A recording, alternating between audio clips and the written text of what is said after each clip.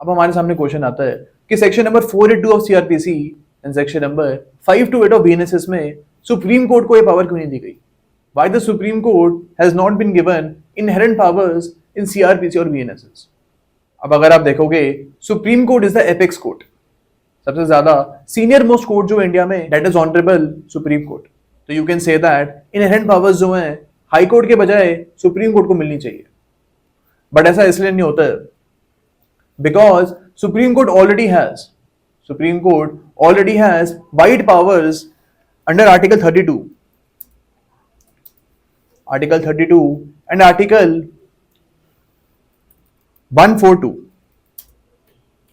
अब आर्टिकल 32 में आप देखोगे यहां पे power to enforce fundamental rights के बारे में बात करी गई है, ओके। एंड आर्टिकल 142 में आप देखोगे, इसको भी आप बोल सकते हो कि inherent powers of a supreme court है, यानी कि अगर उनको किसी भी केस में जस्टिस करना है then supreme court uses article 142।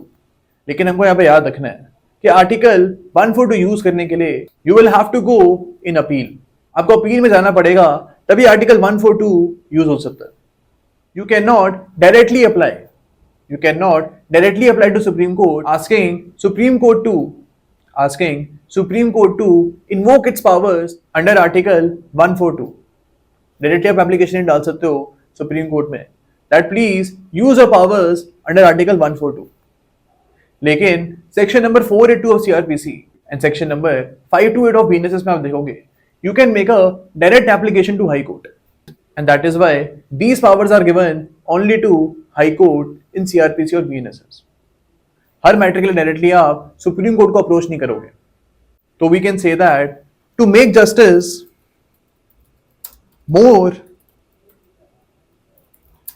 accessible, the inherent powers are provided to the high court। Justice को और एक्सेसिबल बनाने के लिए हर हाई कोर्ट को यह पावर दी गई है कि वो अपनी इनहेरेंट पावर्स यूज कर सकते हैं अंडर सीआरपीसी और बीएनएसएस, ओके। तो ये चीज हमको यहां पे याद रखनी है।